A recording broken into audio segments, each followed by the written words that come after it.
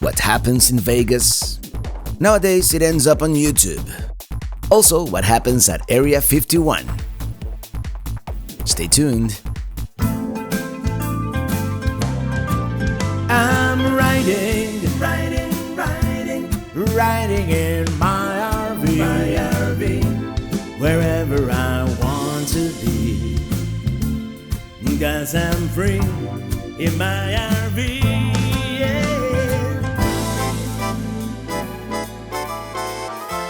Greetings from fabulous Las Vegas. We're staying, as usual, at the KOA at Sam's Town, but I'm thinking maybe next time we can try one of the other RV parks. I mean, we really like this one, but anyway, we're not gonna do much today. Just go to the casino and have dinner at Fridays. Tomorrow will be another day.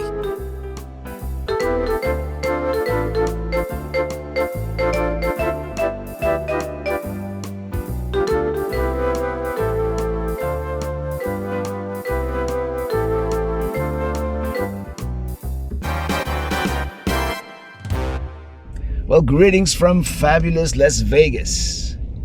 Unusually windy and cloudy, so it's been like a late start today, but what we're gonna do, we're going to have some fun in the Mojave Desert. That's the plan.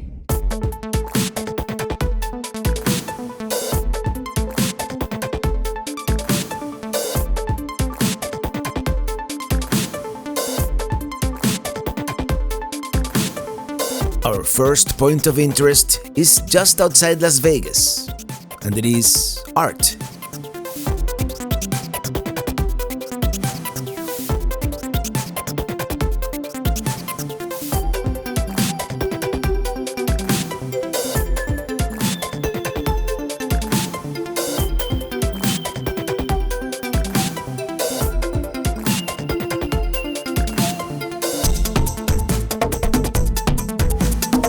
There, that's where we're going. It is called the Seven Magic Mountains.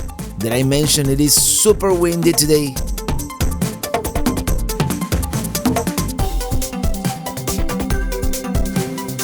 Here we are, very windy day today in the Mojave Desert. It's like we have some dust storms in the distance. Yeah, way too windy to be talking on camera. Well, there it is. Many times I've seen this, not many times, but a few times I've seen this for my 15. So we're here. I'm sure on a bright sunny day, these oversaturated colors would look amazing. But not today. I mean, it's not bad, but you know what I mean.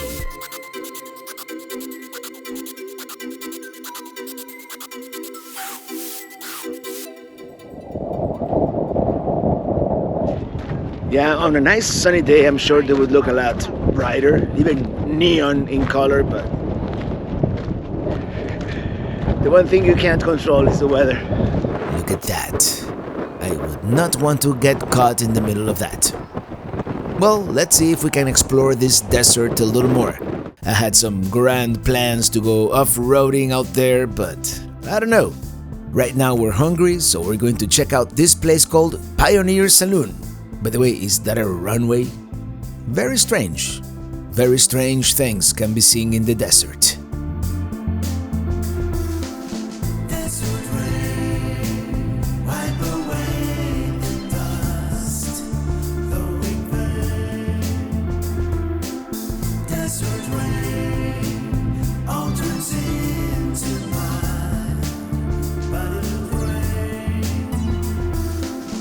Here we are, Pioneer Saloon in the Gold Springs ghost town. There should be more parking in the back.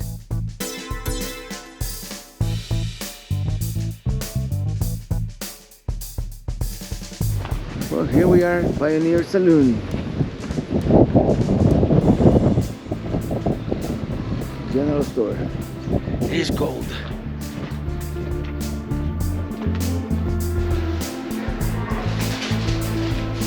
Well, I don't know how this works, but no one ever came to serve us, so we're leaving. And the weather doesn't call for outdoor activities, so we might be going back to Las Vegas. Well, that was disappointing because, I had high expectations, but If the service is bad, I don't care how good the food is or how historic the place might be. So we're going to Primm, which is on the border with California. There are several casinos there, so we're bound to find something to eat, and then we'll continue exploring the Mojave Desert. The sun has come out. After much deliberation and a little bit of research, we decided to go back to Vegas and go to a restaurant I had marked on my map. I don't recall who recommended it, but whomever it was, thank you. It is in the outskirts of Henderson, called Buckman's Grill at the Revere Golf Club. Getting back into the city, this area seems brand new, very nice.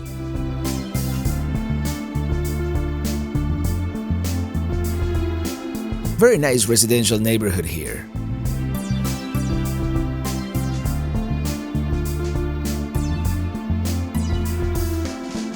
And here we are.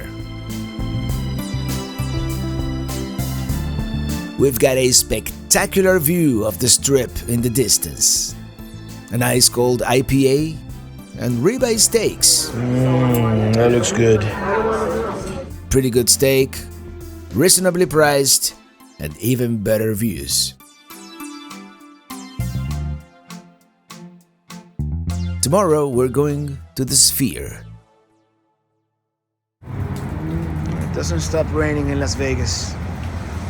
But that won't stop us. We're getting an Uber.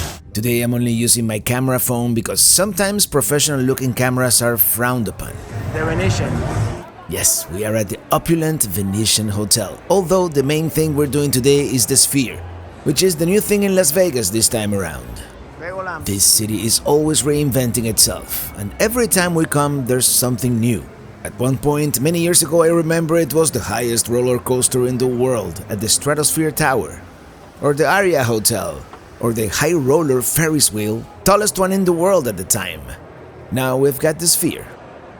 When you are inside these themed hotels, sometimes you forget where you are, or what time of the day it is.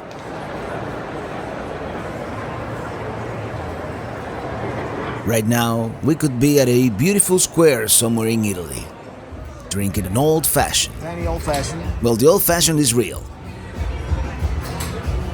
Apparently, the sky bridge that connects Palazzo with the Sphere is closed, so we're going to have to walk around on the outside.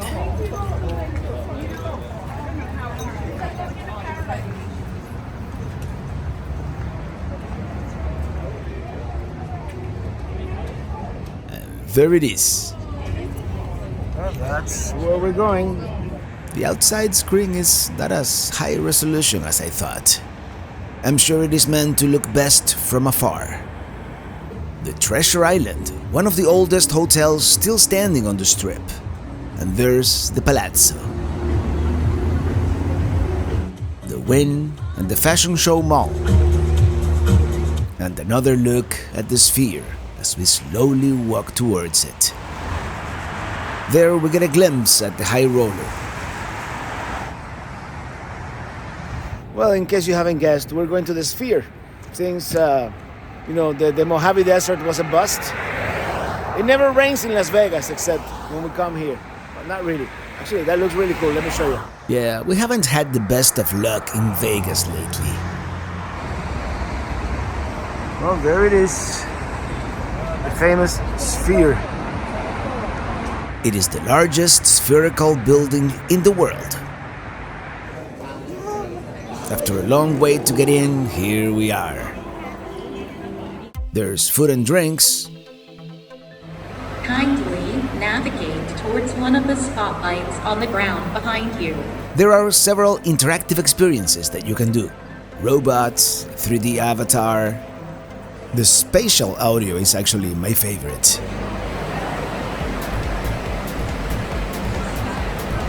Are we my twin sisters close? Is your name my human friend? Sana, is this correct? Hello, Sana. My name is Aura. Let's go find our seats.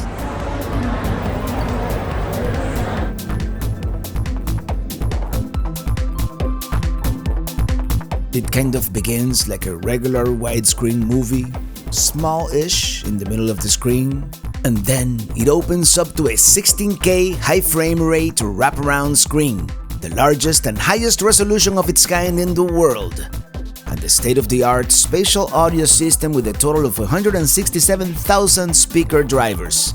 The seats have haptic capabilities, and they can do smells and wind too. It is a truly remarkable, immersive experience until this happened. It feels like we are in the holodeck during a malfunction. Eventually they fixed it, and it was overall a great experience. Now going back to Palazzo for some fun in the real world.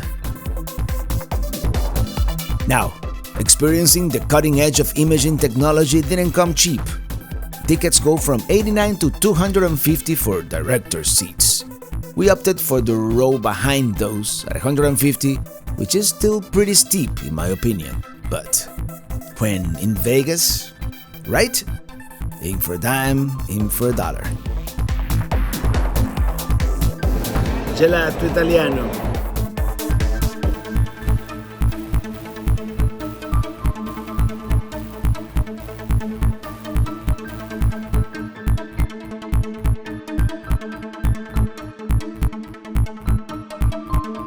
What a fun night! Let me tell you about our longtime sponsor, Surfshark VPN. And I'm just gonna show you how it works. It's just an app on your phone, which by the way could be on your computer, your tablet, your streaming device, unlimited devices by the way. And it's very simple. Once you get here to the app, you just click Quick Connect. And within seconds, actually less than a second it took, your connection to the internet is now secure, private, encrypted for your eyes only. And that's particularly important if you have to connect to that potentially insecure Wi-Fi. You know, we're traveling overseas soon, so that could be a concern. With this, you make sure that that connection is for your eyes only. Because you don't know, someone could be eavesdropping on that connection, potentially, you know, logging your keystrokes, stealing your password. You don't want for that to happen. That would be a very bad day. Now, that's its main function, but it's got other features. For example, let's say that I want to access content that is not available at my current location. Well, you see this list of countries here? You can virtually teleport yourself to any of these countries. Let's go to Hong Kong, for example, to the other side of the world. And within seconds, as far as the internet is concerned, you're in Hong Kong. So let's say there's content that is blocked, you know, geofenced in your current location, but it's available in Hong Kong. Now you can watch something available in Hong Kong, or vice versa. Actually, it is taking longer than usual. There we go, it finally connected. I mean, let's face it, it's going to the other side of the world, right? So right now we're in Hong Kong. Maybe, I mean, it could be any country. They have servers all over the world. They also have other features, actually too many to list here, but one of them is a clean web feature that will get rid of unwanted ads or spyware, potential malware. They have a true incognito search for your eyes only, and many more. But if you go to surfshark.deals/MyRV and you enter promo code MyRV at checkout, you will get a very special deal and up to 3 months for free. Well, good morning. As you saw, what happens in Vegas doesn't necessarily stay in Vegas. The Sphere was good, was an experience. The Venetian was fun. Now we're going to Area 51, or as close as possible, as close as legally possible. So we're finally going into the Mojave Desert. But first, we cannot leave Las Vegas without first going for a cruise along the Strip. So let's go towards the southern terminus by the airport and drive the Strip with trailer in tow.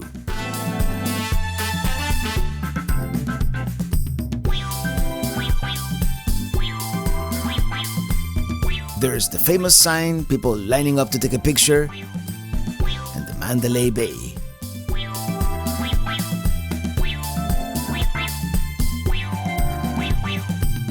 Next on the left, Luxor, built in the 1990s in the shape of an Egyptian pyramid. And they have the whole Egyptian theme going on. Very cool. We should stay there sometime.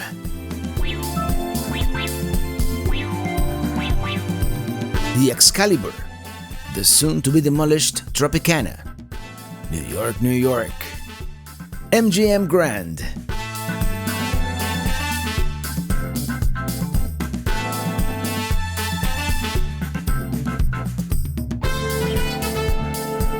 now entering the middle part of the strip, perhaps my favorite area, the Bellagio, the Paris, Caesar's Palace on the left, which actually dates back to 1966, although I don't think much remains of the original structure, or at least it is hidden by all the more modern buildings. Las Vegas is a city in constant evolution. The next time we come, there may be a few new skyscrapers replacing some old classic hotels. But that's just the way it is.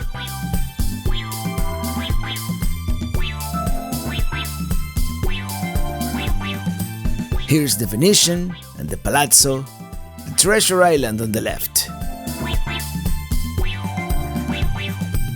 the Wynn and the Encore, of course.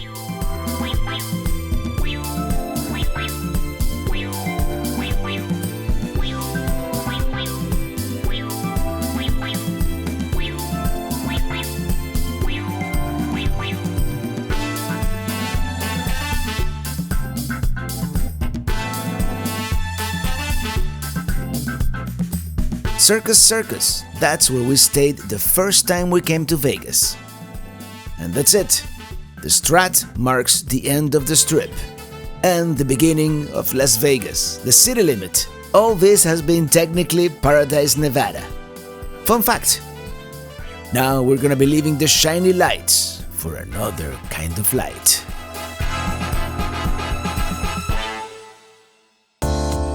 Living Las Vegas.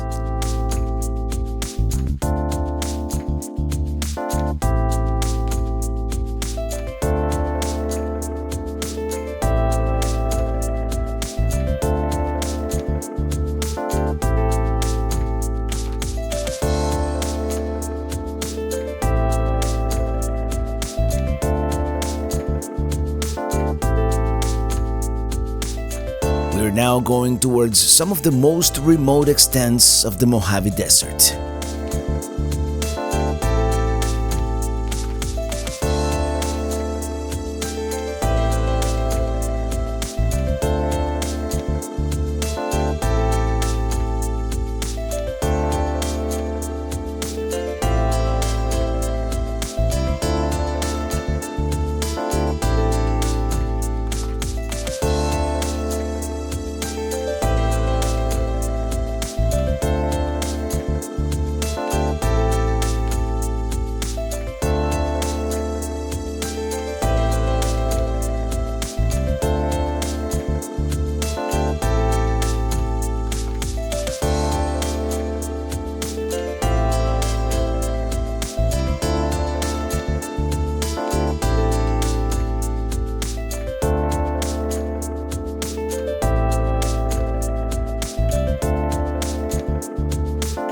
We've made it to Crystal Springs, the junction with the extraterrestrial highway, so let's take a break. We are at the junction with the road that goes to Rachel, the extraterrestrial highway, and check what we have here. Flying saucer. Well, yes, here we are at the junction with the extraterrestrial highway, and we're already starting to see signs of ET. There's a flying saucer over there. We're gonna take a picture with that flying saucer. And now we're like, I don't know, half an hour away from Rachel. Let's see what they have in there. UFO crash site. I like their sense of humor. ET fresh jerky. Cool. Beware of UFOs. Yeah, these folks are really embracing that extraterrestrial motif. I like it. I'm really excited to be here. Let's see what they have inside.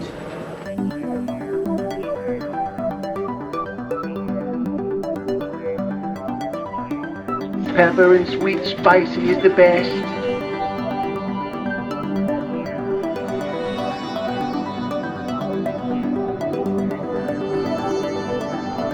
Alright, let's continue. So very nice in there, friendly folks and friendly aliens. Here they have this mural, they have the alien motif all over the place. I'm getting excited to see the aliens. That's the extraterrestrial highway going towards Area 51. That's where we're going next.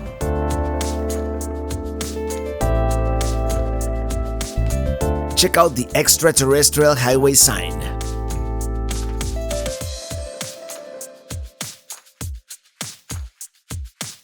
But I had to stop real quick to take a picture with the sign that says extraterrestrial highway. Oh yeah, I thought it'd be most appropriate to take a picture here, a selfie. I even did a Pelican head update with the sign of the extraterrestrial highway.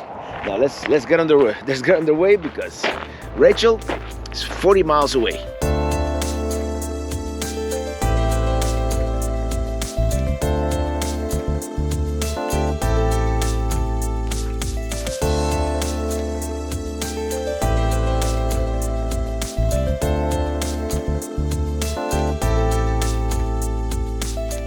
I had no idea this drive was going to be so scenic, even on this gloomy day. This road coming up on the left, Groom Lake Road, one of only 2 roads that we know of that will reach the restricted zone. We may have to drop the trailer and come back.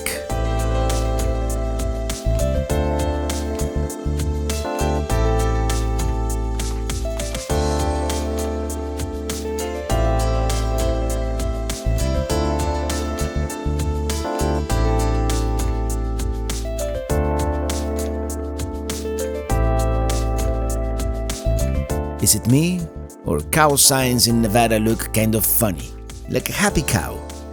Anyway, I think that's Rachel down there. Yes, we are approaching the small town of Rachel, Nevada, population 48 and the closest settlement to Area 51.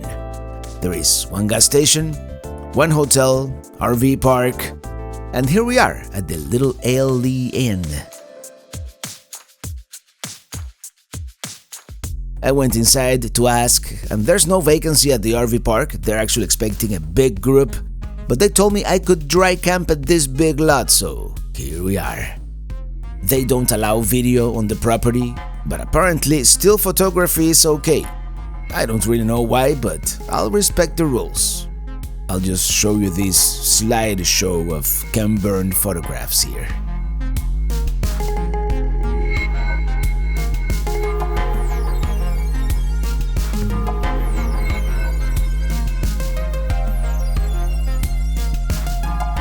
One little video from afar.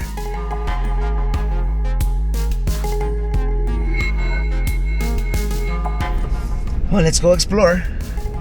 They allowed us to park in this overflow area for free. And he said it was okay to unhitch.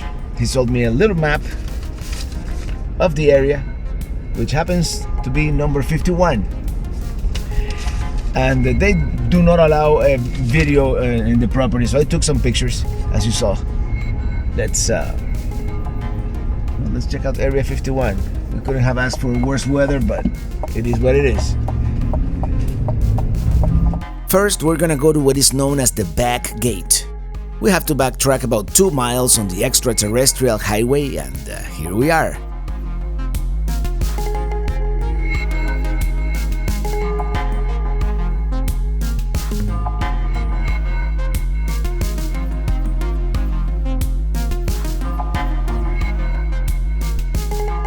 Hello there.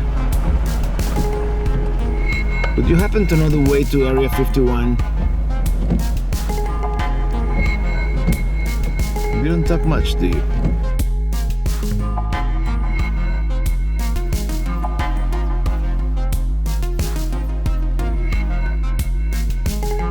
We came to see the aliens, and all we can see is cows. Maybe they are alien cows. Or better yet, aliens disguised as cows. How about that? I see what looks like a gate in the distance and the suspicious looking white pickup truck.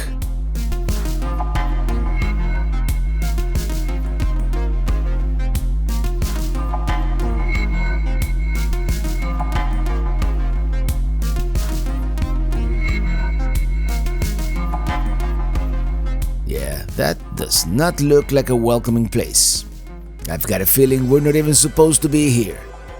This is all very interesting, but I don't want to overstate our welcome, so now that we've seen the back gate, let's turn around. And with this weather, I think we're going to save the other access road for tomorrow.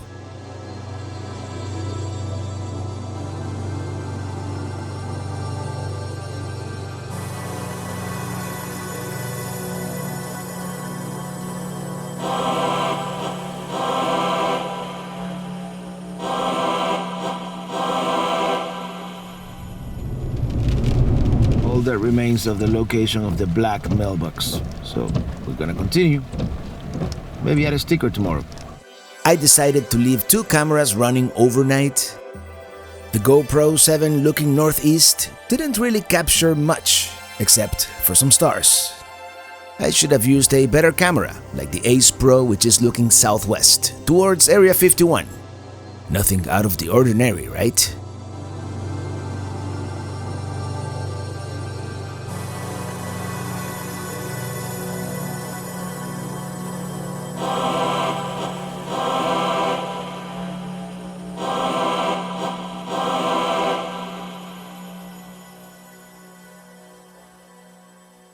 Hold on, let's rewind. I think I saw something. What is that? Sorry folks, that's all I've got.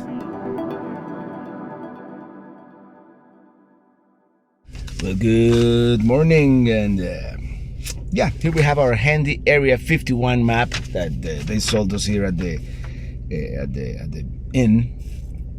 And today we're going to what is known Groom Lake Road, and there's supposed to be a sign right here that says "No trespassing." This one is not gated, but they have cameras, and they say if you go past that sign, then you're committing a very high crime, and you could get fined, arrested, and whatnot. So we're not gonna go past that sign. A little foggy this morning, but hopefully it'll lift and we'll be all good. Let's get on the road.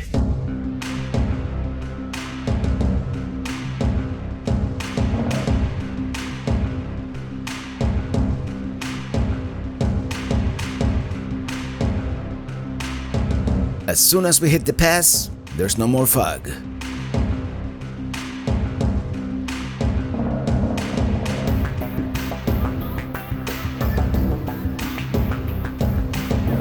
It is a Joshua Tree forest.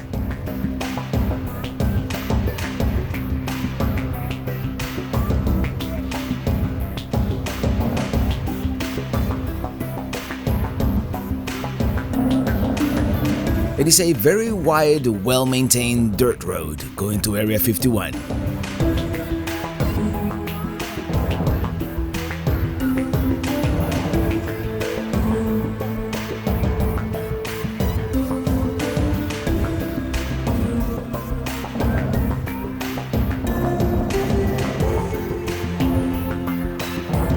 We must be getting close. The map said the boundary was visible as soon as we approached the hills. There it is. They are watching us.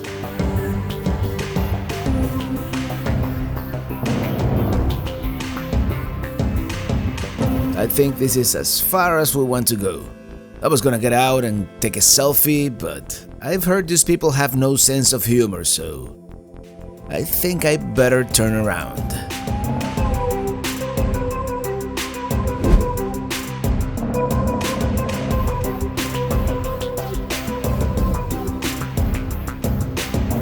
Well, yeah, as you saw, we made it all the way to the boundary.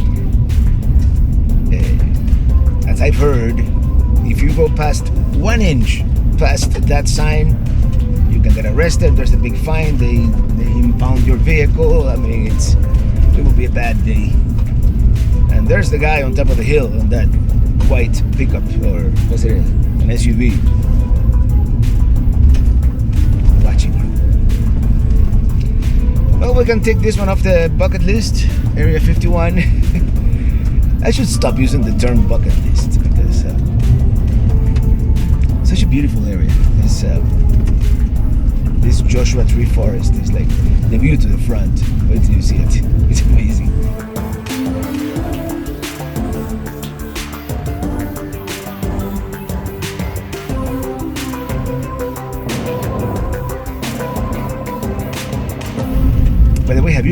width of this road. I'm sure this is meant for like heavy equipment, you know, if you have to transport a wide load into Area 51. That makes sense. It's gonna be a beautiful day. We have some, I mean, it's weird. We have some menacing clouds on that side, but then it's beautiful to this side. Gotta love the desert weather. Today, we're going back east. This is actually the westernmost point in our trip here.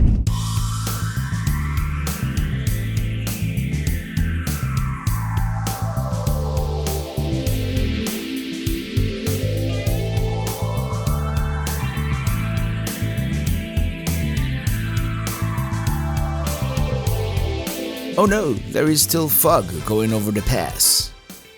Crazy desert weather, huh?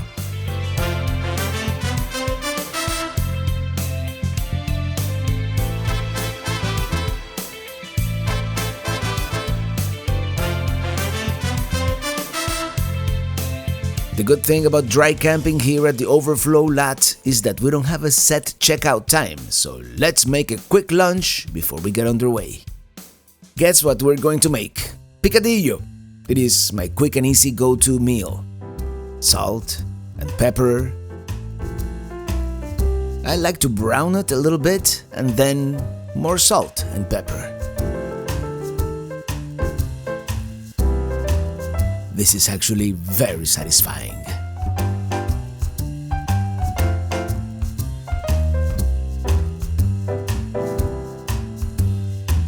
We got some onion, shallots, garlic, more salt, and pepper. Now for the trifecta: smoked paprika, cumin, and oregano.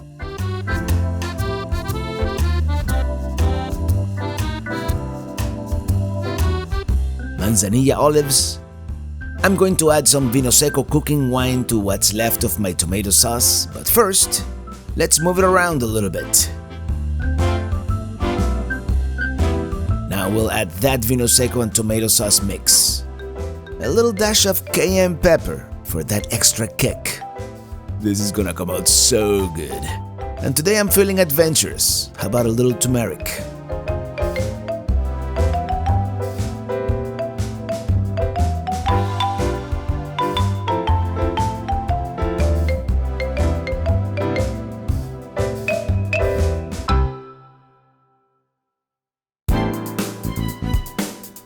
Off we go. There's still a little bit of fog here by the pass. A lot of fog actually, which dissipates as soon as we get to the other side.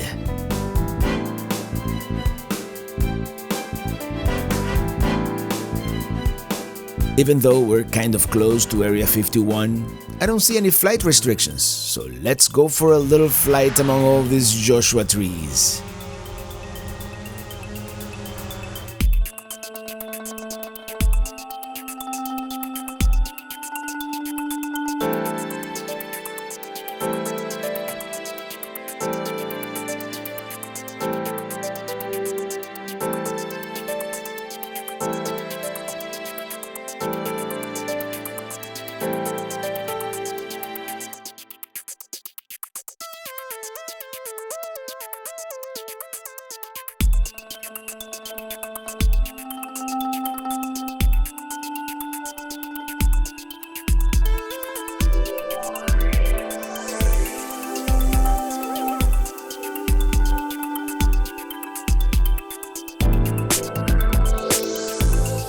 This is, I think, the straightest road I've ever seen.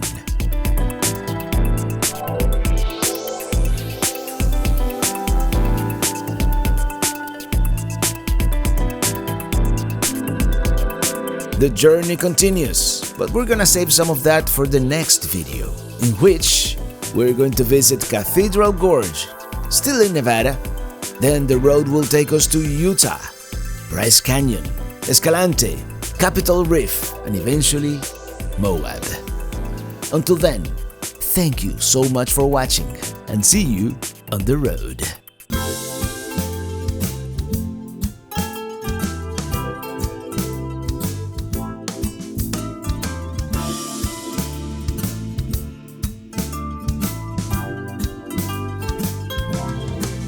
I'm riding